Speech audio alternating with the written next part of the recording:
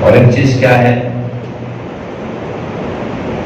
عمل تو کر رہے ہیں لیکن عقیدہ صحیح نہیں ہے۔ عمل تو ہو رہا ہے،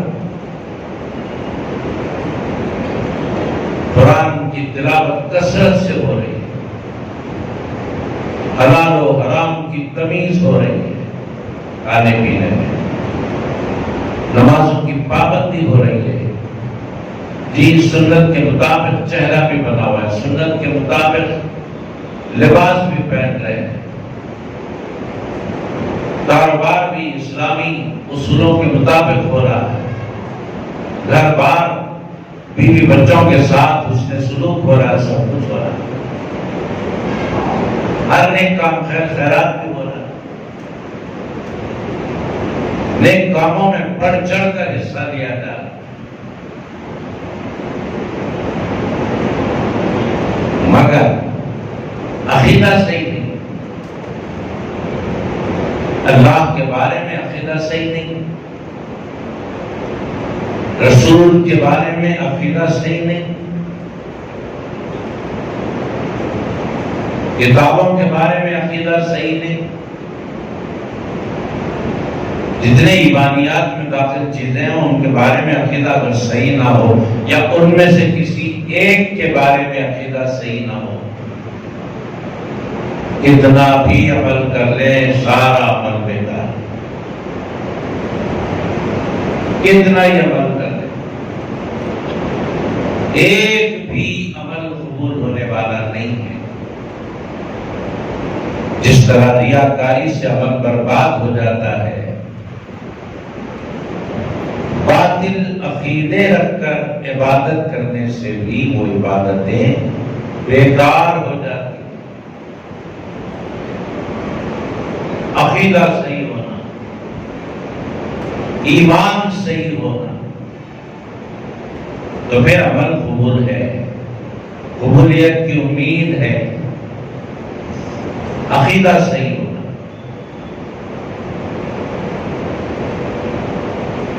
یہی وجہ ہے کہ ہم اگر کسی مسجد میں جاتے ہیں نماز پڑھنے کے لیے تو ہم یہ دیکھتے ہیں کہ اس مسجد کے امام کا عقیدہ کیا ہے،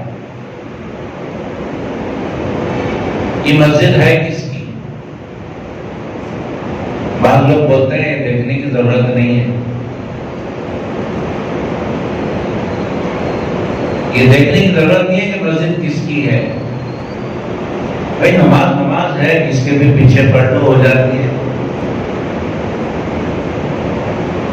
کسی کی بھی مسجد ہوگی، شیعہ کی مسجد ہوگی، غیر مخلد کی مسجد ہوگی، کسی وہابی قسم کے آدمی کی مسجد ہوگی، امام وہابی ہوگا، شیعہ ہوگا، خارجی ہوگا، کچھ بھی ہوگا، مذہبی ہوگا، قادیانی ہوگا، قادیانیوں کی مسجدیں بھی ہیں، کچھ بھی ہوگا، مسجد اللہ کا گھر ہے اور امام صاحب ہے نماز پڑھا رہے ہیں، ہم کو کیا کرنا ہے، کیا لینا دینا ان کے عقیدے سے، ایمان سے، چلو نماز ہو رہی ہے پڑھ لو، ہو جائے گی، کسی کے پیچھے بھی ہو جائے گی۔ بعض لوگ ایسا کہتے ہیں لیکن ان کا یہ کہنا سراسر غلط ہے۔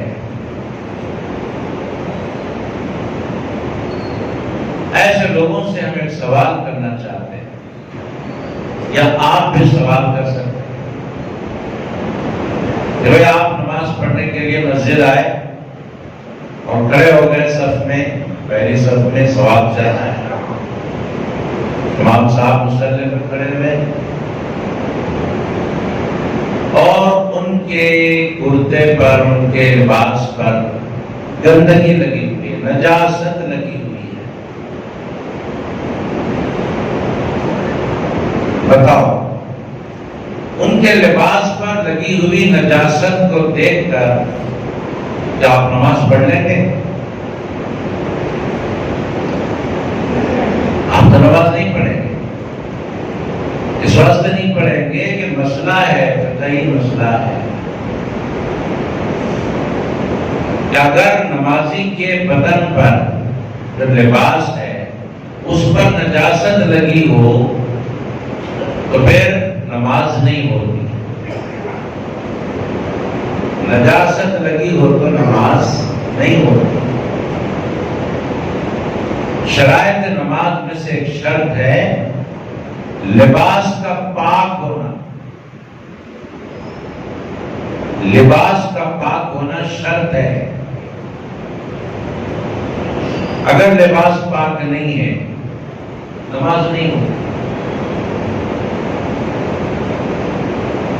آپ کھڑے پہلی صف میں، امام صاحب کے کرتے پر نجاست لگی ہوئی ہے، آپ نماز نہیں پڑھتے. اس واسطے نہیں پڑھتے کہ امام صاحب کی نماز نہیں ہوتی. نجاست کی وجہ سے جو کپڑے پر لگی ہے، جب ان کی نہیں ہوتی تو پیچھے والوں کی بھی نہیں ہوتی. لہذا آپ نماز نہیں پڑھیں گے اور آپ سے پوچھا جائے گا یا کسی بھی مفتی صاحب سے پوچھا جائے گا تو مفتی صاحب یہ فتویٰ دیں گے کہ نماز نہیں ہوئی، نہ ان کی ہوئی نہ پیچھے والوں کی.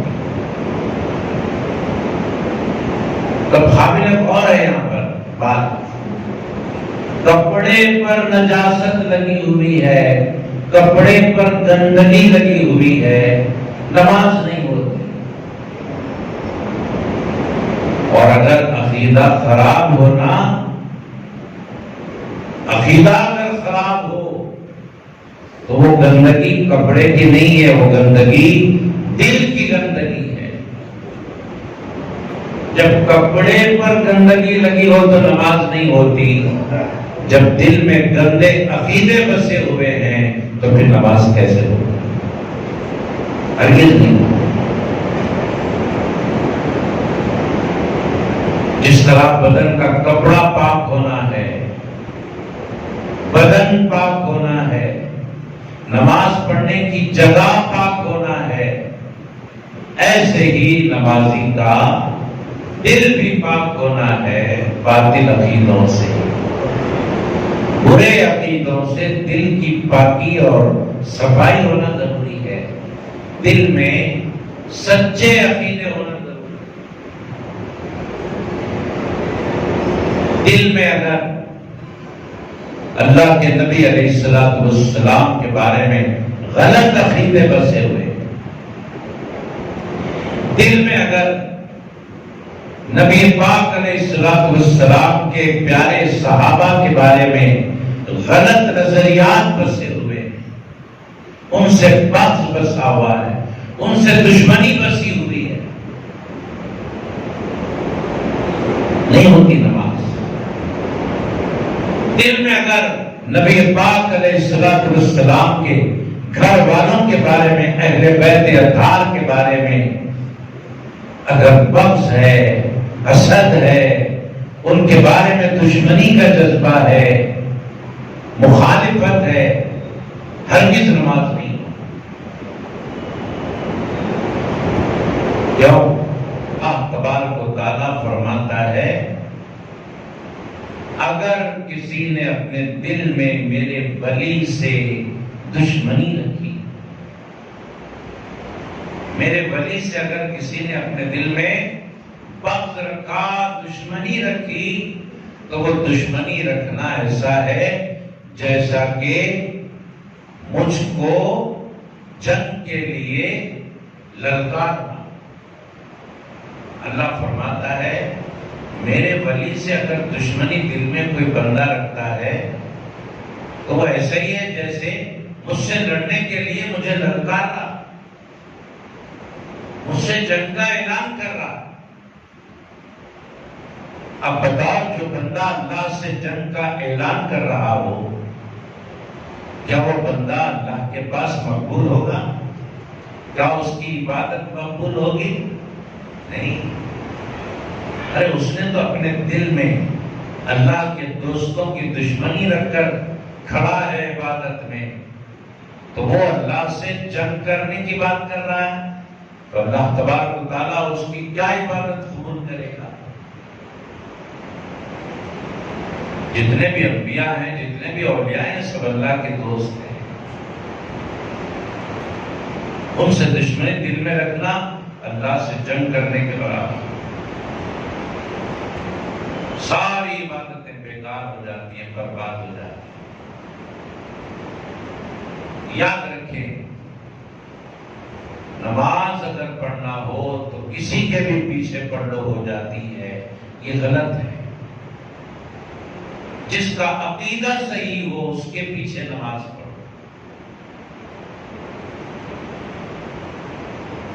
جس کا عقیدہ غلط ہو اس کے پیچھے نماز نہ پڑھو، کیونکہ ہوتی ہی نہیں.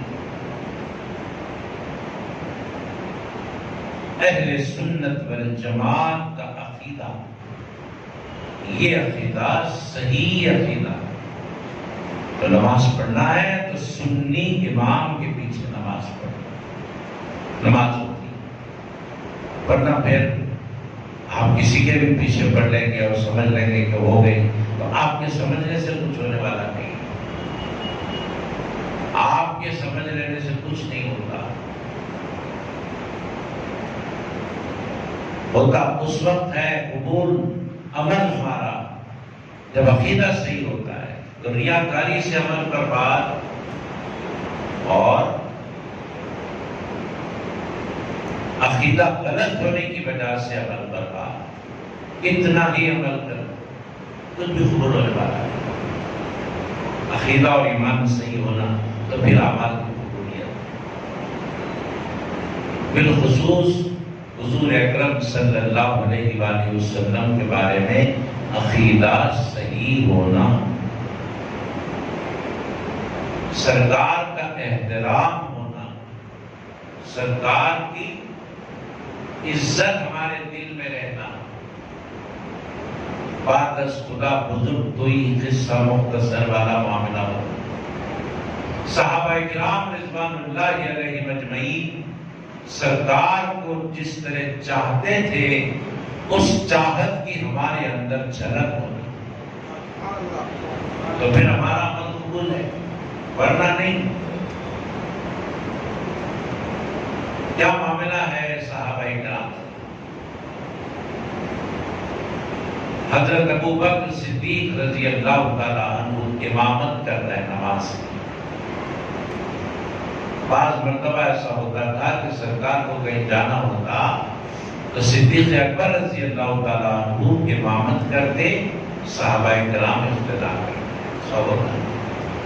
ایک بار صدیق اکبر رضی اللہ عنہ نماز پڑھا رہے.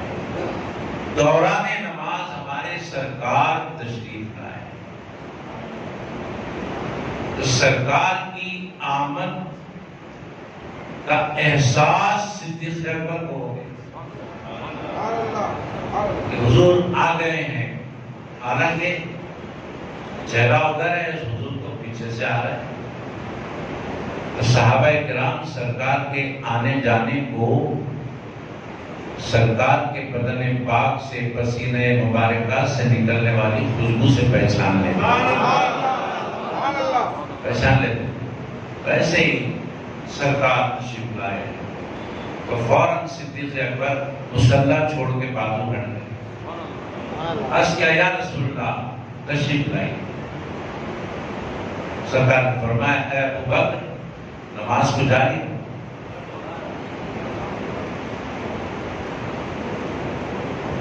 یہ سب ہوا تو صدیق اکبر کیا عقیدہ دے رہے ہیں؟